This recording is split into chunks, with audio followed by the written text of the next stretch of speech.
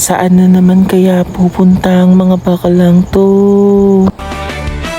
Welcome to Proud Manalagueño. So ayun na nga, sumama ang Team Pao sa 2 days volleyball league ng SK Murmur na ginanap sa kanilang covered court. Mga 7 teams ata yung sumama rito. At pasensya kung late ko siyang nap-upload kasi tinamad akong mag-edit guys. Sorry na. Ang dami ko kasing ganap lately kaya hindi ko maharap mag-edit. Pero sige, eto, manood muna kayo ng mga ganap nung 2 days league guys. Sana mag-enjoy kayo and make sure of course na mag-follow at i-like nyo tong video na to. Kasi syempre, pinaghihirapan ko rin i-edit no. Charis! Enjoy watching guys!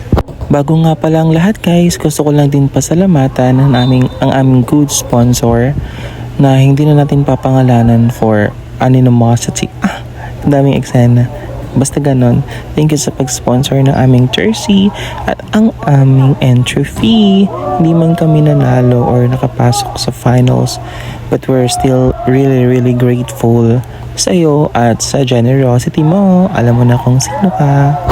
Oo nga pala guys, for the information of everyone, ang LNK or Linggo ng Kabataan is spearheaded by SK or Sangguniang Kabataan of Barangay Murmur.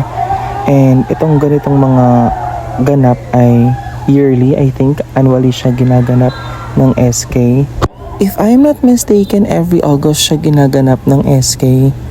And ang masasabi ko lang, ano na, SK pa oh. Keep up naman oh. Eme. Kidding aside guys, syempre as a concerned citizen and as a voter myself, nakakainggit din ang mga ibang barangays na actively participating and na nagla-launch ng mga ganitong klaseng events, lalo na kapag may malaking budget na nakalaan para sa engagement ng youth and other stuffs. I'm not sure if everyone would agree, but I think it's very important to keep the youth engaged in physical activities like this. I'm not saying na volleyball lang, but other physical sports na pwedeng pagka-engage siya ng mga youth. Lalo na guys sa mga nangyayari ngayon. We've been hearing and watching a lot of news, especially sa mga youth. They become really violent. I am not an expert to say kung ano yung root cause, but I think it's very important to have events like this as it focuses more on physical activities and social engagements na definitely makakatulong sa mental health ng mga kabataan.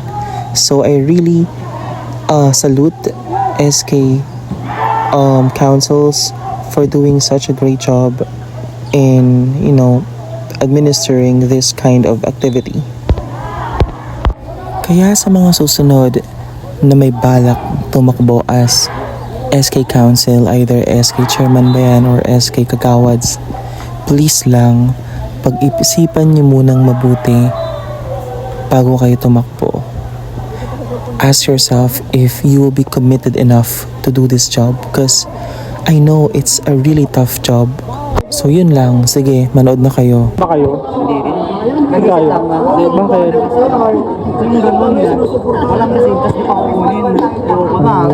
Sino ba dyan? Sino ba dyan? Malaki na para sa kanila yun.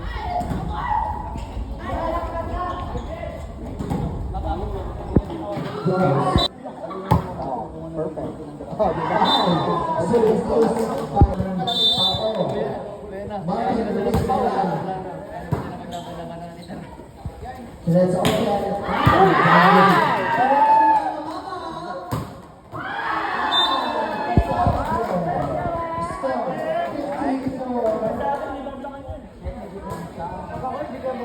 Inabot na nga kami ng this oras ng gabi.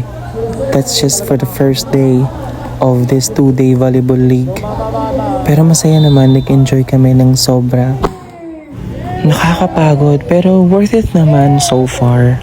Kasi for me, volleyball is really my stress reliever. So, I really like to play volleyball kahit hindi ako magaling. Basta patapos na kami neto and see you sa second day. Ewan ko ba kung ba't hindi ako nakapag-video ng laro ng Team Pao neto. Basta natalo kami guys, di kami pasok sa finals at ang daming aberya guys. Nakakaloka kasi hindi halos matapos itong larong ito kasi aberya. Like sobrang aberya.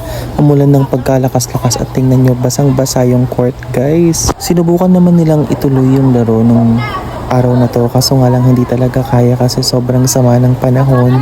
At tingnan mo kung gaano kami kabasang-basa niyan guys. Para kaming basang sisiw. Sharing. Kahit yung hangin guys sobrang lakas. Can you imagine that? Like, oh my God. Kaya ang ginawa na lang ng mga bakla rito ay guys, nagbaklaan na lang talaga. Nagbaliw-baliwan na lang talaga ang mga bading. Ewan ko ba kung, hindi ko talaga, ayan, sa sobrang lakas ng hangin guys, nagtago na lang kami sa likod ng stage. Kasi legit guys, yung pag sapri-sapri, alam niyo yun,